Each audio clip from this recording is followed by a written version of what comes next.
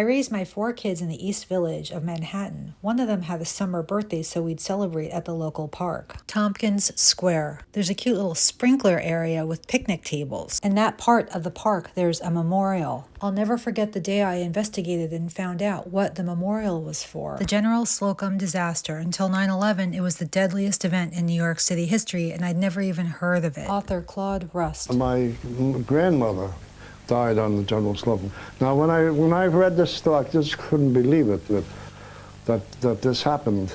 And I asked myself, how over 1,000 people die in less than 20 minutes on a steamboat in the middle of the East River, in the middle of New York City? And this set me off on years and years of research. The General Slocum disaster took place on June 15, 1904. The General Slocum was a steamboat built in Brooklyn in 1891 that had been commissioned by the St. Mark's German Lutheran Church on East 6th Street in what was then known as Little Germany to take church members on a day trip to Eaton's Neck on the North Shore of Long Island. There were over 1,300 people on the boat. Over 1,000, most of them women and children, were killed. And the event has been virtually erased from the public's memory, eclipsed by the Titanic disaster just 8 years later. The goal of this video is to answer the question, did these 1,000 to 1,200, mostly women and children, die a horrific death due to negligence, or was the General Slocum disaster pre-planned mass murder, or even an act of war? This map shows the course of the burning steamer. Again, the author Claude Rust. There were certain people who went out to rob the dead, these ghouls. One woman particularly remembers being stripped of all her jewelry, her rings, her earrings, her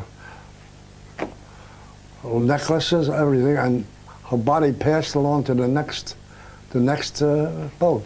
This is what went on. One little boy remembers the man asking for his watch to be saved. He said, "Give me a watch and I'll save it." The boat started off in Lower Manhattan, was in flames at Hell's Gate, and instead of just pulling the burning boat along the shoreline, the captain navigated north 2.5 to 3 miles to a remote island. What are the chances thieves just happened to be there? From the Freemason Manly Hall, when the human race learns to read the language of symbolism, a great veil will fall from the eyes of men. The results of the investigation are online on page 24 under the section Loss of Life. The ratio of crew killed to number of crew, 6.66. In my opinion, this is an example of coded language. 28 of the 30 crew members survived. Question: what were their names, and were any of them investigated? The shock went around the world.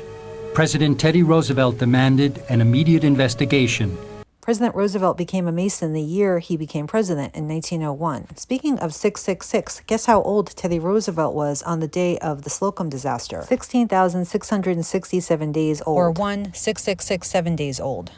66 years and 6 months after the Slocum disaster, there was another maritime disaster, the sinking of the Nam Young Ho in South Korea with over 300 casualties. Speaking as a former member of a Masonic group and a Jew, of course, the vast majority of Masons and Jews are just regular people living their lives. However, in my opinion, they are being deceived and are unaware of the goals of their group. That said, the number 33 is often used to symbolize Freemasonry. The General Slocum disaster happened 33 months and a day after Teddy Roosevelt became president, and the General Slocum disaster happened 33 weeks and a day after his 45th birthday.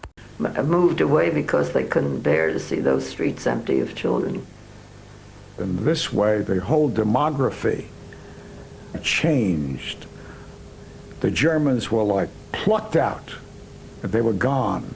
The empty buildings were now occupied by Italians, Slavs, Jews, and other minorities who lived in ghettos south of Houston 36 Street. years after the disaster in 1940, just before World War II, the church became a synagogue. In consequence, the St. Mark's community gave up and sold their church. James Joyce, in his novel Ulysses, calls the disaster a Holocaust. Speaking of Holocaust, which means a sacrifice or burnt offering, in December 2023, I created a video. The award-winning Lebanese journalist Daisy Gideon edited that video, and it's been seen by countless millions around the world. When I was a little girl, I went to Hebrew school. It was a Reform synagogue, and we studied the Holocaust. And I was very upset. I remember asking my father, why? Why did the Germans do what they did?